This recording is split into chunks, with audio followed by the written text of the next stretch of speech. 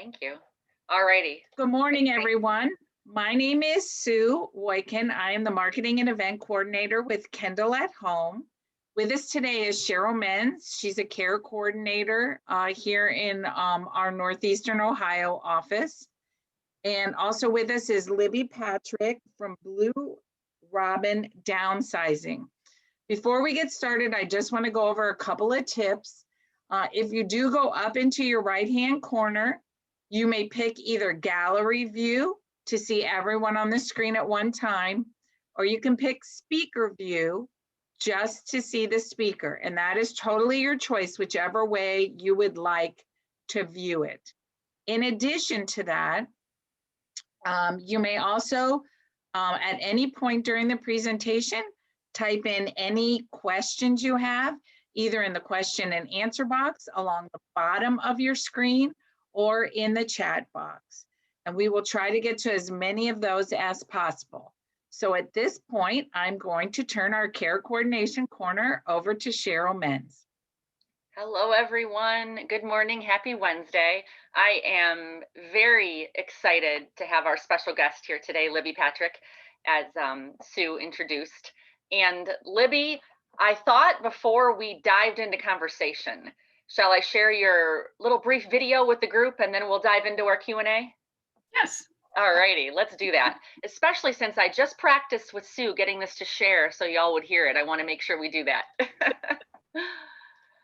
righty.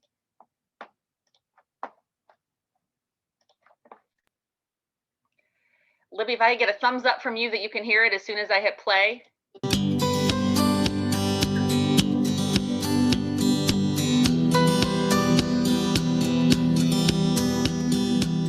When I called you, that first call, I felt relief. But when you walked through the door, I knew relief was there, and it was a monkey off my back. I felt so much better talking to you and knowing that I was going to be able to resume my life. Yay! Libby came in, she spoke with us, she lived up to our expectations, and it was just fabulous. I would recommend Libby and Blue Robin to anybody who's moving. And it just made our life and the move and everything outstanding. Right. No pressure, no. Yeah, it just was perfect. Blue Robin Downsizing is primarily to help our senior population who they need to move from their big house to smaller space or just to get rid of some clutter and things they don't need anymore. They're very overwhelmed and they can't do it by themselves. There's a need there and we want to help them.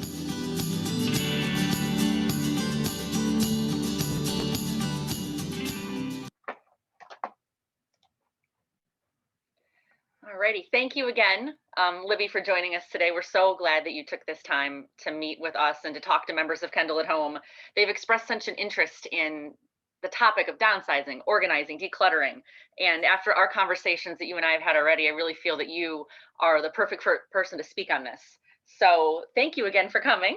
And I'd love to start with, if you wouldn't mind, sharing a bit about yourself, about Libby, and what really brought you into this line of work. Okay, well, thank you for having me. The video was something that I did last year, and that was really fun. That was three of my senior clients that came on board and were my real actors. But as Cheryl said, my name is Libby Patrick, and I own and operate Blue Robin Downsizing. How I came into this business was I guess because of years of being a social worker, helping people with disabilities get organized and set up in their workspace. And then I had to go in their home and help them get organized and set up so that their life could flow. And then it was just a very natural thing to me to even want to make the room pretty and simplify it.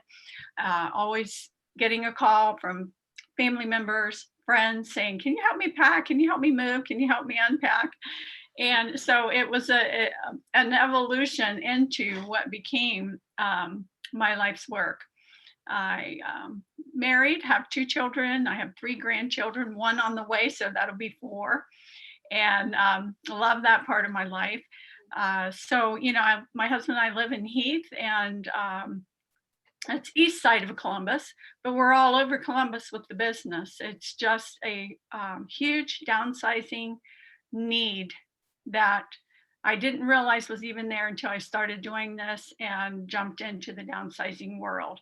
So there'll be more that I can tell you here a little bit later about Blue Robin and what we do, but I'm one of 7. I'm number 3 in line, and I tell a funny story on my website of how I got into this business. I blame my 2 older sisters because when I was 9, I think 9 or 10, Mom told them to clean our shared bedroom. And I was outside playing with my brother, and they thought, she's a slob, her stuff's everywhere. They just opened the window and threw everything of mine out in the yard. Oh my God. It was traumatizing. No. But anyway, they got in trouble, but I cleaned up my act and I became the neat freak in the family.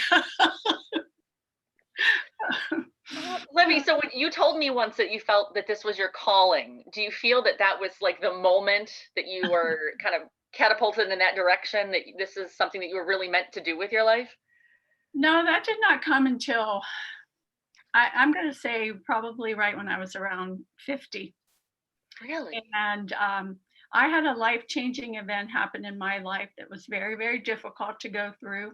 I sat in my house, 3 stories, had a garage out back, at the top of my stairs crying for a couple of days, wondering, how am I going to do this by myself? I didn't have any help because we had moved to a new town right before my life got flipped upside down.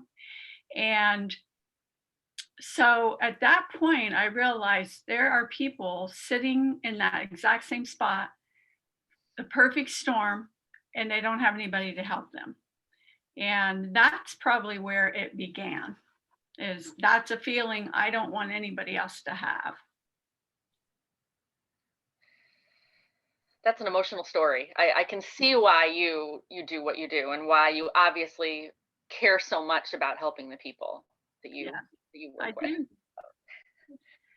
I would like to not forget to ask you a little bit more information about specifically Blue Robin Downsizing and what services you provide to the community. Absolutely. Rebranded last year. I don't think too many people knew me when we were called One More You Transitions. That was a very long name and it didn't really say what we did exactly. So last year I did rebrand and I'm super happy about it because I have always wanted to call it Blue Robin, and then the nest with those eggs have always been a favorite of mine. So it's a happy, positive marketing tool that means something to me. And so Blue Robin is, I say we're the whole ball of wax if that is what is needed. If I meet with someone, that's how I do the first consultation, and we walk through their home and we talk about this. And it's really within my DNA, I think. I don't really take any credit for it, but people connect to me instantly. And I think it's because I give them value as soon as I'm talking to them. They know that I value them. And so we're walking, through the home and are they moving? Are they staying there? What needs to happen? That's where I gather those details. And that's what allows me to put together my estimate of cost. Because just like if somebody was going to get a kitchen remodeling job, the guy has to come, you got to talk about countertop, cabinets, paint, and all this stuff. And then he gives that estimate. And that's really how Blue Robin works. You can pick the Taj Mahal, or you can say, I need kind of a simplified version of this kitchen downsizing because I have to work within the budget, obviously. So we pack, we sort out, we help get rid of donations, we find ways to help people sell the things that are of good value. And then we unpack, we put things away, help them settle in. It's a lot of mentoring, hand-holding, coaching, and some, interior design actually. So it's really a whole ball of wax. Sounds very comprehensive, I would say. Indeed. You mentioned earlier, I think you said one of 7. Now, was that referring to your team at Blue Robin? I'm one of 7 as far as being a sibling. Oh, forgive me. So I meant to ask about your team at Blue Robin, what that encompasses. How many are there of you? All right. Yes, absolutely. I have 4 ladies that work for me. They're my packers, unpackers, putting things away, settling in, going through stuff. We do all the behind the scenes that doesn't require the big muscles. And then I have a team of guys, and I say, you know, they're big enough to fill this shirt. and that's a pretty big shirt. And when I walk in, sometimes they go, "You weren't kidding. You brought the Ohio State football team." So they help when it's time to, load the truck, unload the truck, carry the heavier things. I do outsource for the actual big move of the furniture, because we're not a moving company. I say that tongue in cheek because my husband's like, "Really? You're moving stuff all the time," which we are, but the big heavy pieces of furniture and things, that's somebody else's job. So you led me right into a question. I don't know if you have any more to add to this. I feel like you did share quite a bit when you talked about your services, but how are you different than a moving company? I mean, you have the big guys, obviously, because big things have to be moved, but in what ways really are you different? It's because we're up close and personal, and it's a lot of providing of care. It's more, our services is more about the client. It is about their stuff, obviously, but I try to keep the focus on the client. They are going through a major life change most of the time. If I don't keep my hand on them, they start declining on me quickly. I've had people end up in the hospital. Sadly, a couple, 3 weeks ago, my client was so overwhelmed, she mixed up her meds and she overdosed. Thank God they brought her back. But this is what's on my heart and my shoulders. That's why we're different. It's not, okay, we're packing your stuff, here's your move day, blah, blah, blah, we're done. It's very up close and personal. It almost feels like you're stepping in like a close friend or family member, or you might become that in this process, because it is so personal to go through your belongings in your home that means so much and hold so many memories. Yes, we do. And I don't know why, Cheryl, but a lot of people that I work with that are 80 and older, they don't have any support as far as children, grandchildren. I think that huge move of people who went elsewhere and got jobs and lives, and they're not, living near a lot of times. So we very much become their family, and we treat them like that too. That's wonderful. Yeah. That's wonderful. Now, if we could, I would love to dive into some tips and helpful information that you'd have to share about our members regarding organizing and downsizing and all that comes with it. So the first question on my mind, it could be you could have a lot to say about this, I'm sure. When would you say it's really time to start decluttering? No. Yes. Well, of course, we should be kind of doing a little downsizing every month of our life, really and truly, to keep that handle on it. When lives get so busy, we put it off, and if the months go by, years go by, that's why it ends up being a very massive undertaking. But if we're doing a little downsizing as we go along in life, it can keep it at least at a low roar. So I say now, no matter how old you are, but just picking up on little cues of, wow, I probably don't need to collect 15 aluminum foil reusable pans. Probably not going to need those. So just, kind of keeping an eye on that.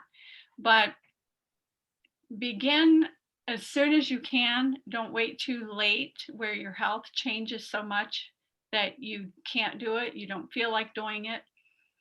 So that's my tip, is start as soon as you can. So in that starting as soon as you can, what would be your recommendation on the best place to start? Where do I begin? I heard Libby talk today. I know I should start if I haven't already. Where do I begin? Yes. You can kind of base that on a couple of questions. If you are moving, that makes one plan come together. If you're staying in your home, then it would be a different approach. So let's approach it that you're not moving, but you realize life's changed. I'm getting older and I need to get this pulled in. A lot of times I tell the women, why don't you start in your kitchen? Because we're not really attached to our pots and pans.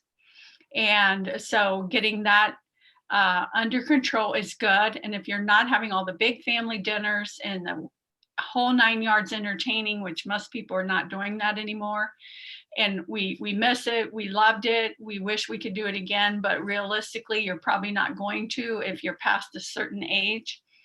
And so break up with that extra 12-piece setting and all that stuff.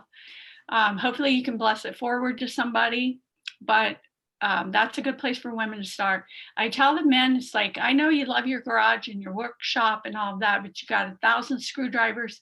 You only need 3, and get them out there in the garage. And those are 2 non-emotional, but still difficult, but you're not at least talking about mom's heirloom or photos. You touched on something that I don't think I had in my list of questions, but you had mentioned when we last spoke, and that was you having so many items, like you have 12 screwdrivers, and years ago, you might be passing those screwdrivers and tools down to future generations. But you mentioned to me how you've seen it change, and I'm not sure if it's this generation or how many years it's been happening, but the next generation maybe not wanting or not needing, more importantly, a lot of this. Yes. How is that? How would you talk about that?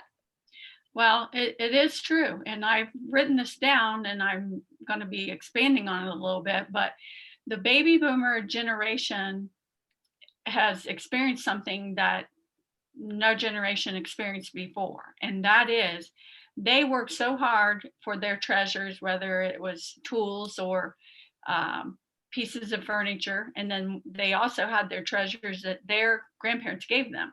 But this is the first time, as far as what I can find in research, that the next generation of children, and especially now our children, they themselves already have too much stuff. And so they might want it, but they don't need it.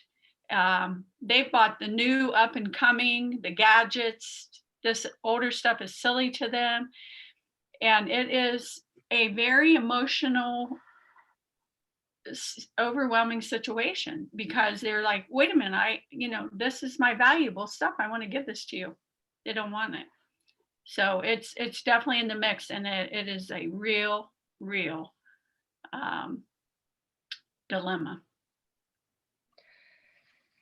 That you keep leading me into different questions here. I'm going, forgive me, a little off topic from our last discussion, but you've made a few comments about items that hold emotional value. And I think that even in my life so far, I've encountered this scenario in helping clean out my grandparents' homes and my mother's homes. And I have to ask what your recommendations are for getting rid of and those items that hold emotional value. I mean, I even have them, items that make me think of a person or a memory that I hold so dear.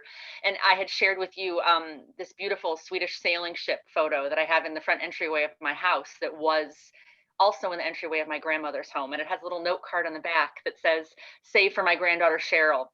So what tips would you have or recommendations on how we handle these items that hold such value, emotional value to us? Yes. What your grandmother did was brilliant. And if it's one thing for a granddaughter, see how you can handle that. You can put the note on there. It's going to the granddaughter. She gets it before you pass or after you pass. But that's one thing. And the problem is it's this backup overload. It's the grandparent before that, the grandparent, and then the grandparent. So now they had hundreds of things in their home that they need to pass to us. I can't take hundreds of things. Even though I love them, I can't put hundreds of things in my home. So that's the reason why the excessive amount is there. But if you have things in your home for sure that you want to give to a particular person or whatever, go through your home right now, tomorrow, and mark on the back of it, this is who I want this to go to, and probably get a notebook and start that list. Now, if it needs to be gone now because you're cluttered in, you have to go ahead and try to give that to that loved one now. And hopefully they can take it. But if you're trying to give them 30 things, they probably are going to say, I can't take it all, Gran. You know, I love these two. Can I have those? So that's that. As far as us and our attachment, that's hard because we do know the history and we love it. The breakup is more difficult at that point. But again, if it's time and you have to simplify your space, now you have to have that self-talk. These are pieces of furniture. They're not people. I have some memories with that piece of furniture being in the room, but the more valuable treasure is the memory with the person. And it's a lot of self-talk, and it takes some time, but you do have to get there and face the reality that these things do need to move forward to somebody, even if it's an auction. I think that's so important to really acknowledge the value and acknowledge the memory, acknowledge how important that person was, probably as a way of helping yourself move on and realize that I don't need 50. I can narrow it down. I can get rid of some of these things, but still honor the memory of that person and honor that item. I think is important for our own moving on, our own process. Yeah. Do you have any other tips or thoughts? You know, you mentioned we end up with so much from other homes, like those homes out there that have 2 or 3 or more households in them. I think of my mother who has both sets of my parents, both sets of grandparents' items kind of accumulated in this little brick ranch. Any advice there? Yes, well, I see that all the time. And it really goes along with what we just said. Your mom at some point will have to realize that you and other siblings have already taken what they want. And there is 2 choices, and at least ways you do have a choice. One is you keep it all, and you don't move forward, you don't have a sale or have somebody help you. And then when you pass, the executor of the estate or the oldest sibling will then have those choices. Keep it all or let it go. There's always those 2 choices. And so with the folks that have that multi-generation of stuff in their home, that's really how I simplify it, is you can keep it all and then somebody else deals with it, or you deal with it. And then you just have 2 or 3 treasures that you keep for your own home to look lovely. And you realize that each of your loved ones have what they want and what they can pull in. But you do have a choice. There is a choice about it. It's really important to mention. There's choice. It is our choice what we do with our things and whether we act or we don't. And then Yes. Next question I have for you is something that I struggle with, and I'd imagine a lot of people do. Staying on task, and when you start to organize, and maybe some supplies you might recommend we have on hand in order to help us stay on task once we get started. Yes. Again, I simplify this, but I've said, okay, take 2 hours of your time, block it off. No phone, no TV. You can listen to music, but no TV, no phone. No distractions during that 2 hours. Supplies that you would need are very, very simple. You need some bags, trash bags. So I like to use white and black. Usually the black ones are bigger, so those are for what I call donation, and then the white trash bags are just things you're actually putting out in your trash can. Now it could be flipped if you have more that needs to go to the trash can, but it keeps it separate. At the end of the day, when you're done, you're tired, then you realize, okay, yes, these are my bags I'm going to throw out. These need to be donated. You might need a Sharpie. I use blue painter's tape a lot because it peels off easy and doesn't ruin anything. In case you're marking furniture, this is going to Susie Q. You might put it underneath the table, that piece of tape, and then make your journal of this is what my kids I think will want. And just stay in that one room until you're done. And it might take many weeks of a 2-hour slot, but there's no sense in going to another room until you have one of those rooms really buttoned down. And then as far as your donations, it's best to get rid of them right away if you can. That's what we do. I have a box truck. I love my box truck. It's a 10-foot box truck that I put all my marketing on. I love driving it around. But one of the great services we have is when we're done with someone in that room, the donations are taken that day, because guess what happens? I don't think you can probably guess this, but if we leave it there for even one night, when we come back the next day, they went back through it. And certainly if you're like, oh, I forgot Susie Q wants this, sure, but it's not usually the case. They rethink, they're having trouble with that breakup, and they pull stuff back out. So those would be the tip, 2-hour slots, no distractions, get that little bit of supplies, finish that room before you go to the next one. I speak from experience. I have a few bags to donate in the garage, and this past weekend I was moving it and I opened it up and took something out. And I think we all do it. I know it happens. I know. Well, maybe I will wear that shirt. That's exactly what happened. That's exactly what happened.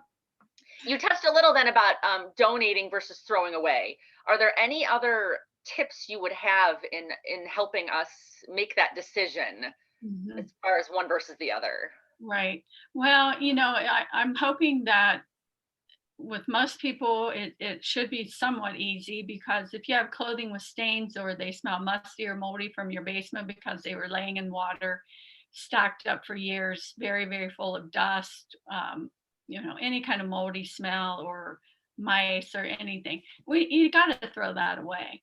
But if there is things that are outdated but still in good shape, clothes, shoes, household items, like a pan from the kitchen, it's got maybe one scratch, not 20 scratches in the bottom, you can donate those things. And the charities, the places that if they go through the clothing and they say, we're not going to put this in the store to sell, I think most of them have where they ship it out to make rags, I think. But yes, a lot of times I say, certainly you should just ask yourself, would I want this? Well, that can even be a little bit of gray area, but you got to do a checklist. Does it smell? Is it stained? Is it ruined in lots of ways? You got to throw it away. And none of us want to put stuff in the landfill, right, but we have to sometimes. Have you seen the organizations who take donations starting to take again? Because I had a few members last year ask me, oh, I'm trying to donate X, Y, and Z, and the place I normally donate to won't take it anymore. Of course, the pandemic, that's one of the changes that occurred. Are you seeing them accepting again? Yes, I am. And I'm happy to say that, because that was a problem last year. I did a lot of stockpiling in my warehouse for clients because I couldn't, get it to where I needed to. And again, wanting to get it out of their way because they were ready to let go of it. But now we are able to put it on, and we're taking it, and immediately they are receiving again. And you talked about the pandemic, and I saw, you had a couple questions on there. So I'll hit on that. Last year, we had some time where we were standing still. And that's why I did my rebranding back then last year. But it wasn't for very long because people still needed help. So we had to adjust. And thankfully, we were able to, put the mask in place. And it was very strange, but we had to say, okay, we have to keep a distance. So one worker here, one here, and even the clients stayed back, a good space, because most of the time they're right here. they're right here, which we love it. But so we had to make that adjustment, and we're still kind of working underneath that. Even though most people have got their vaccine, they feel more comfortable. But moving forward, we're going to just go through that water slowly to make sure everyone is safe. One topic that comes up in a lot of conversations that I have is papers, how we handle papers. I think I've lived in my home for 7 years now, and the papers that I've accumulated, you could call it ridiculous. Within a week, how much mail we get. So I can only imagine when you walk into a home that someone's lived there for 50 years, how much paper they might have. Do you have any tips on how to handle that? I say most people are drowning in paper. They're literally drowning. It used to be very, very important to keep documents. You couldn't find them otherwise, or it would take years, or you had to pay to get a copy of that document and all this. That's changed somewhat, so we can loosen our grip on papers. And my son gave me a really good tip several years ago. He was in the banking industry, and I was keeping every statement and all this coming from the bank. And he's like, you don't have to keep those anymore, Mom. You can get them online. And so I started thinking about that. And that is true. And if you can't find it, a lot of times an estate attorney, they know how to get their hands on whatever document might be needed. With that being said, the first thing that goes out the door is when your mail comes in, if it's junk mail, you got to get that in the recycling bin out in your garage, wherever you have it. Get that junk mail out of there. Newspapers, my goodness, let it go. So important documents, the only way you can get a handle is to begin. And that is, if it is that important, it needs to go into a file in a very small file cabinet. And don't put it in there unless it is in that very, very important category. I have a 2-drawer file cabinet. That's it in my office, 2-drawer. Shredding immediately is important if it needs to be shredded. Otherwise, my husband and I have that bin, paper and plastic, blah, blah, blah. It goes out the door at least twice a week to recycling locations all around us. And most of the time you can find us pretty local. But when I go in and it's a massive amount, I feel so sorry for the people, because they have kept their taxes since 1961. And I just did a job in February. I think we had 600 pounds of paperwork that I had to take to a shredding bin. And it was very heavy, very costly to get rid of that. It can be done, and there are shred companies out there who, I do want to say this, Cheryl, I think Royal Shred is one of them in our area. I don't know about your area, Cleveland, but research it. They will come to your home. They will roll a very large container up to your door, and you literally can dump into that container. They will roll it to their truck. You see it go on, and you hear it being shred, and you pay them. Do it. Don't keep. Very satisfying. Yes. So I wonder if you aren't dealing with that magnitude, like you described that home with 600 pounds, would you say having a shredder in your home is just one item that you would recommend people have? Oh, yes, for sure. Because if we're talking to people 60 and older, we've already kept way too much. So in the winter time, again, you block off time. You can listen to wonderful music. Maybe you can even watch TV while you do this if you've already sorted it. But if you haven't sorted, no TV, no phone. 2 hours, sort it. That stack that can be let go of, shred it right now. Yeah, and you got to commit to the hours. One room in the home that I really wanted to ask you about to see if you had any thoughts on, and that's the kitchen specifically. I know you mentioned it might be a good place to start, thinking I don't need this many soup pans or the like. Are there any other advice you have on working there specifically? That's another one. It's a Saturday project, a couple times a year or more. You got to go through your food. If the dates are outdated, throw it away. If you have 4 of the same thing and the dates are going to be coming up, donate it to a food bank. But keep your food under control. You don't want to keep that stuff that's outdated. We run into it all the time, and everything gets pushed back, and you only use what's in the front anyways. So don't stockpile. We live in a world where we can get to a grocery store. I just tell people, I'm like, I'm sorry, I'm not all about Costco and Sam and Amazon. They're wonderful companies. And if you're having a big party 2 times a year and you need excess amounts, they're fabulous. But they have added to this problem because you don't get to buy 1, you have to buy 10. And then how long does it take you to use 10?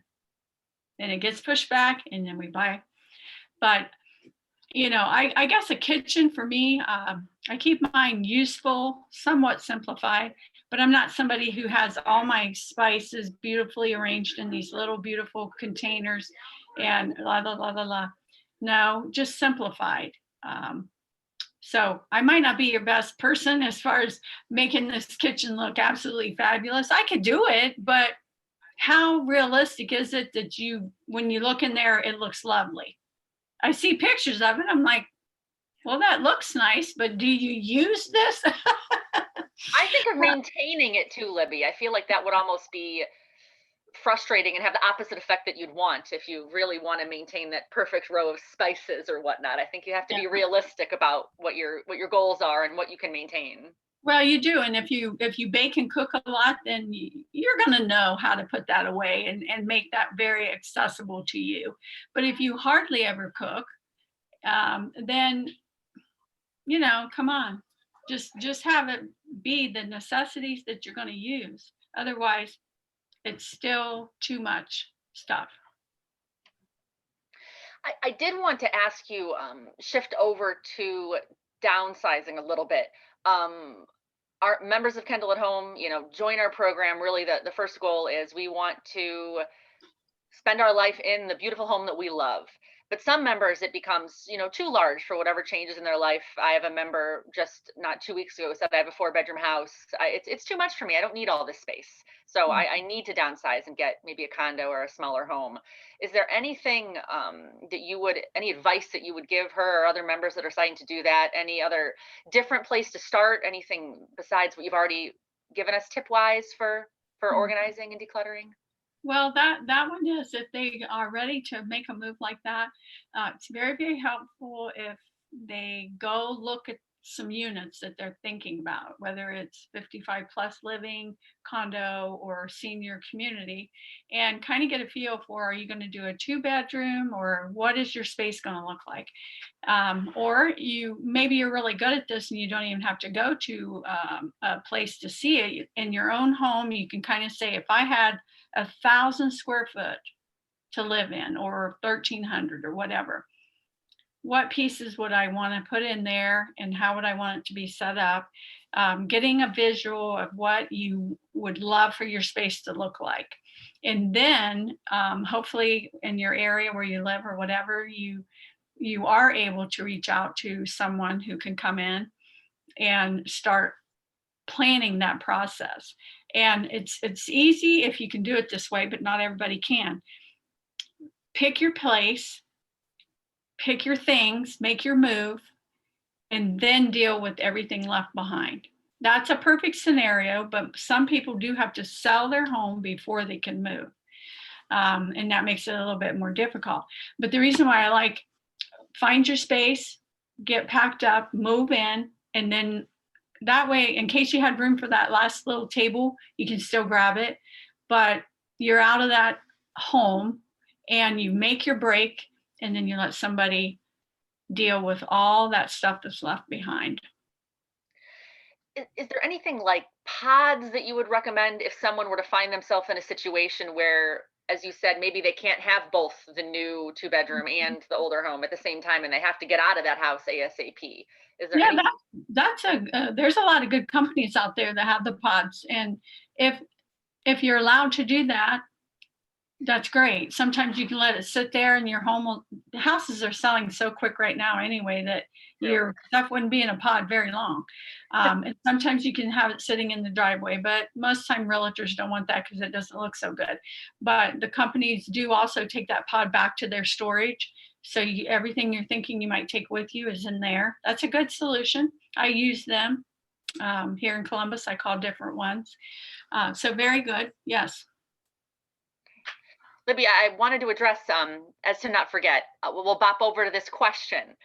Kathy asked to please give us guidelines for keeping financial and important documents. Mm-hmm.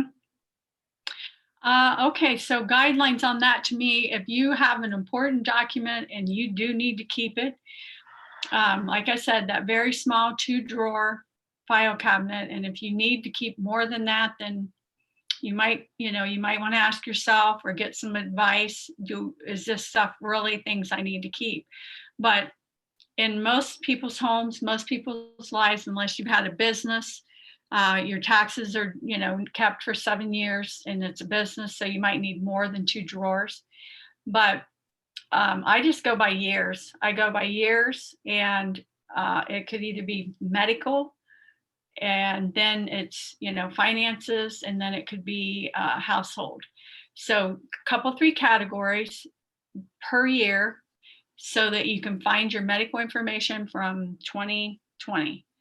And maybe I'm too simplified on that, but it works for me, and I have a business. So I just don't want to be drowning in all those papers that I don't have to keep. Ask your state attorneys, if you have a state attorney or CPA, say, what would you say is the list of exactly what I need to be keeping? And they may have some real detail, but financial, medical, and household seems to be the 3 that I would think of that could be very important. Libby, you're making me think of what the stress and anxiety that can come along with this entire process. Do you have any advice on how we can handle that, or how we can best advise our family members or friends who we see starting this process or going through this process, and we can see and hear how stressful they might be becoming because of it? Yes. That is probably what I say is the most difficult thing about all of this. It's not about stuff. It's about the person. And I say all the time, Blue Robin's not a bulldozer. We don't come in and go, one big scoop and get it out of here. It's about the person. And the stress and anxiety is real. It's very overwhelming. Sometimes it's heartbreaking. So we can't just blow that off, whether it's your loved one or it's you. You have to have some time to talk through this and self-talk, if it's yourself, that you're going to be okay. That's why if you can afford it, get some help. If you're staying in the home year after year and you're just thinking, I'm doing this myself, but I'm not getting anywhere, spend the money and get some help, because most people who hire us, they're not obviously thrilled to spend money to get rid of stuff and to downsize. But at the end of the day, I've never had anybody upset that they are writing me a check. They're like, I don't know how we could have done this without you. So spend the money if you can. And as far as other family members and friends, listening, breathing, saying, I hear you, I understand, one day at a time. But hire help if you can, because the stress and anxiety will overwhelm you. So hiring some help if you can leads me into another question that popped up. And if you could speak on, are all downsizing organizing companies created equal? If not, what should you really look for when choosing a company to help you through this process? Mm-hmm. I don't think they all are created equal. I can only speak about Blue Robin, and I say this all the time, that the reason why we're unique is because of our care process of the person. But at the end of the day, you still are dealing with stuff. And So obviously look at the reviews, and it would be great if you have somebody who's used them and they can recommend, because you do have to have very, very trustworthy people. You're talking about coming in, and in a matter of moments, I know where their jewelry is, their money, their checkbook, everything. And it sometimes it's like, oh my goodness, I am so glad, because I mean, funny things like we look through their purses and the coats of their pockets and everything before we donate it, because we have found treasures. About 2 weeks ago, I thought, oh, I can't wait to tell her this. I had a purse. I was getting ready to take it to donate. I looked in there with some tissues and some cough drops, and I found $100 bill and cash money. When I took it back to her, she's like, I cannot believe this. Well, actually, I called her. I go, guess what I found? She goes, I don't know. I said, I found $100 bill in one of your bags. You are kidding me. I want that back. And I said, you want the bill or the bag? She said, I want the bill. You can keep the bag, you know. But I took it back to her, and 2 or 3 days later, she told one of my workers. She didn't have to bring that back. Nobody would have known. But I would have known. And now she will tell all of her friends, you can trust her. And that's worth more than any marketing I could ever do. So check them out, and hopefully somebody's referring. I would think those reviews are critical because, as you said, you are trusting these individuals in your home, and who knows what they could come across. Absolutely. Very, very careful when I picked my team, and that's why my team is not any bigger. Just keeping a good handle on that. I oversee it all, and it's on my shoulders. And so very important. Libby, so I had a question come up. If you operate in the Cleveland area, I guess you or other downsizing companies that you're aware of in the Cleveland area? I have not done any research in the Cleveland area, but I have a couple, 3 team members that do live in the close to New Philly, and they're in the Canton area. I've gone as far as Canton. I've gone Circleville. I've gone to Lima. So yes, could I make a trip to Cleveland? Yes, I can, but it does have to be planned, and it would be included obviously in cost and expense, because it's not in the back door here. But because I do have few workers that are a little closer, then I would probably put the plan together and I would set them on task of what to do.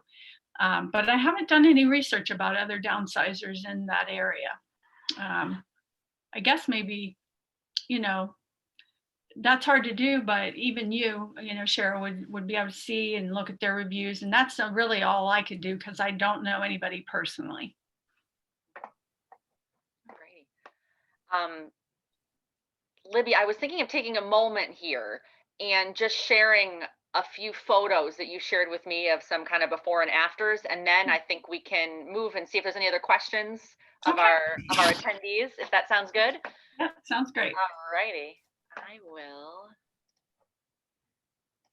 share this if I could. Libby, can you see your Blue Robin Downsizing there on the screen? Great. And I wrote at the bottom, breaking up with stuff is hard to do, as was on your t-shirt. I think that's quite a moving statement. And how true is that?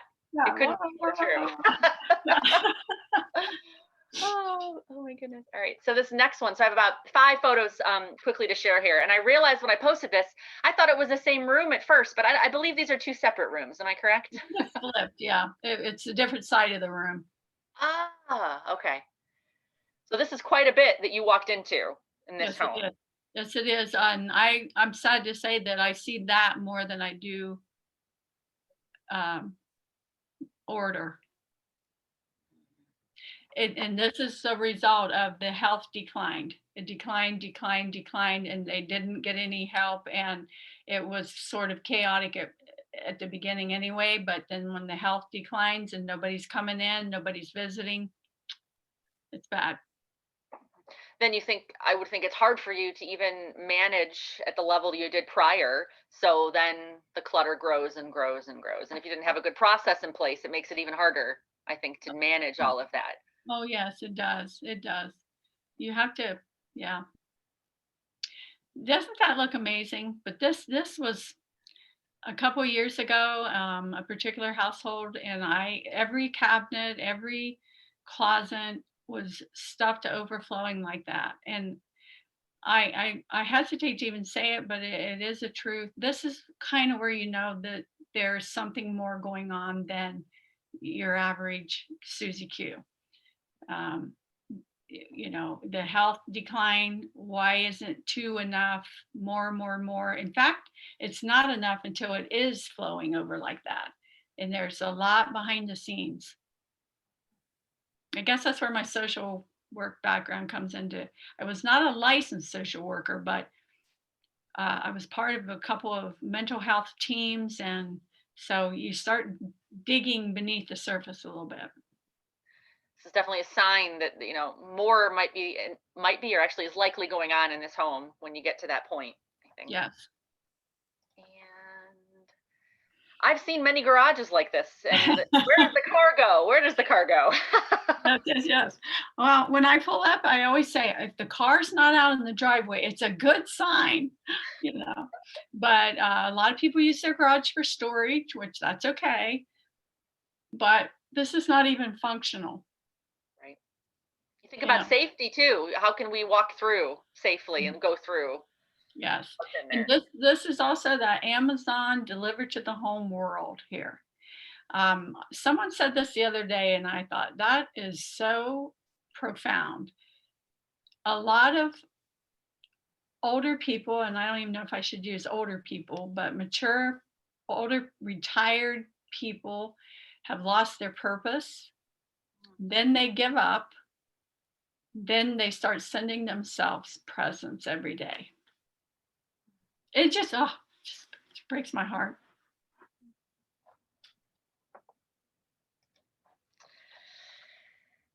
And I think this might be the last photo. It looks like a lovely closet before and after. And how a closet ends up with a lot more than just clothes a lot of the time. Yeah, just throw stuff in there, but yeah.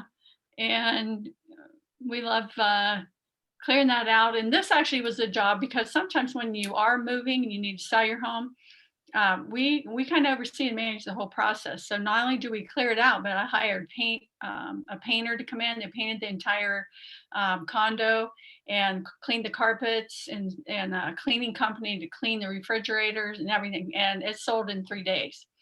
So we even can oversee and manage that process if it's needed. That's wonderful. Even more comprehensive help you offer than we've even chatted about as of yet. That's wonderful. What I try to do is, especially if I'm dealing with someone who is very overwhelmed, they don't trust people, they don't want to make 4 or 5 or 6 phone calls, write 10 checks. I just say, here it is, this is the cost, and I paid the people to make this all happen, and I'm involved in the process. And a lot of times I'm dealing with an estate attorney, and so he doesn't have time to do all that. So it's one check to him or to the estate or whatever, or from the estate.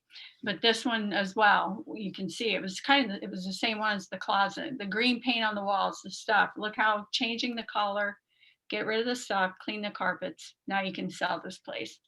Big difference. Thank you so much, Libby. I feel that you even have more knowledge, coming out of your ears that you could share with us today. And I do want to get to any other questions that everyone who is attending has for Libby. But I wanted to take a moment here to put up, her name, her phone number, and her website, bluerobindownsizing.com, as well as seniorsguide.com. I do believe, Libby, you said has some information about you and your business on that website as well. And I think we had at least one more question come in while we're going that. So I can share that again, should you need it here. So let me know. I can pull that back up again or put it in the chat. Kathy has asked, how do you actually work in your clients' homes?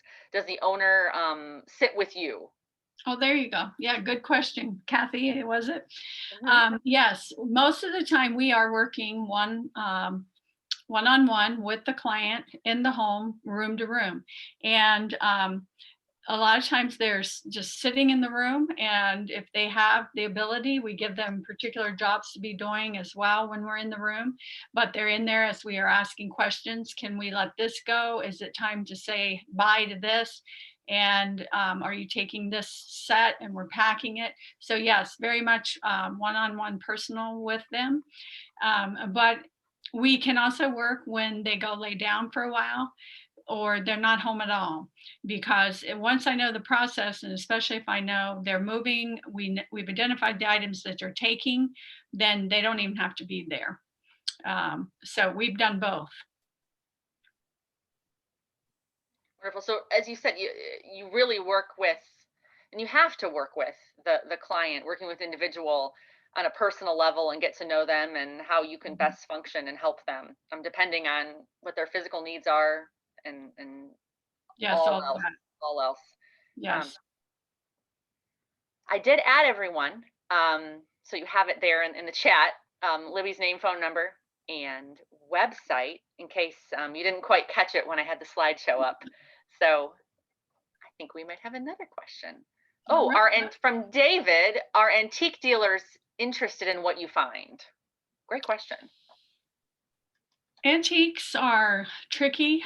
They are not worth what people thought they were going to be worth. One of the sad parts of this job for me is taking the things to the auction warehouse and walking through and seeing the massive amounts of stuff in these auction warehouse. The bidder drives the cost. They drive what the value is. So with this big, huge movement of this downsizing wave, things, whether it's antiques or pots and pans, are not going to bring the money they used to, because you can bid on this one today, and if you don't get it for the cheapo bid, you can bid on that one tomorrow. So you will get something. Keep your expectations low, and then you'll be pleased. As far as antique dealers, they're still out there. There still are a few real deal antique dealers who see and appreciate the value of what an item is, but that's less and less. And even they will only pay a very small dollar because they can go to these auction warehouses and pick up stuff at the end of the line that nobody really even knew what it was, or even if they did, they're younger and they don't want it. So they are involved. I do deal with them all the time, but as far as great money, I haven't seen it yet. Speaking of other advice you have, Libby, I did want to ask you, I believe you said you are writing a book. Is that in the works? Are we going to be able to get our hands on that at some point soon? Well, yes, it's in the works. I don't know when it'll be completed, but it's been a very, very exciting thing. It's going to be a cautionary tale, and it's a story that is a melancholy story with very sad content, but to lift the spirit of it, I've put some cutesy little characters in there. And I don't know when it'll be completed, but I'm very excited about it. It's a chronological based on a real downsizing situation that I came across a couple years ago. So during the pandemic, I had a little more time and the brain just got going. And one day I just started scratching these thoughts down, and I have now got it where it's going to probably go to a publisher and we'll figure out the illustrations. So it's going to be a really good tool, but mostly a cautionary tale is sort of like to a warning of danger. And that's really what I feel like this is. It's a warning. And if you see yourself in this book, maybe you can heed the warnings and avoid it. Or you see it in someone else, maybe there's something you can do to avoid what happened to this person. So thank you for asking about that. It's a whole new adventure, and I just say I just got to put it in the hands of someone bigger than me and see what happens with it. Well, I look forward to reading it, Libby. I do. I think it'll be quite interesting. I think you have a lot to say, and that you can, and already have touched and helped quite a few people in your life. So thank you for doing what you do. We appreciate it very much. Well, thank you. And thank you for having me. And I can't see the attendees, but if you're listening, I hope you've picked up some tips. And if nothing else, just know that there are folks out there like me who have a heart for this. They really do want to help you. And if you need help, please ask. Please let somebody know, because there's answers. Thank you so much, Libby. I can't thank you enough. This was really special today, and you even helped me. I was taking some extra notes with some tips that I hadn't yet heard. So thank you so much for joining us today, and thank you everyone who attended. I think we have reached noon already. Libby, you were right. We reached it without a problem. Yes, So please, if you have questions for Libby, don't hesitate to reach out, as I shared her information absolutely. in the chat. And Wendy says, thank you, very helpful.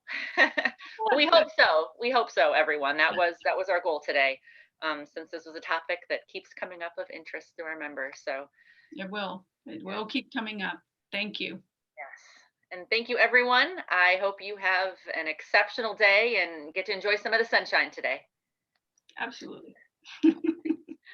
Take care, everyone. Bye.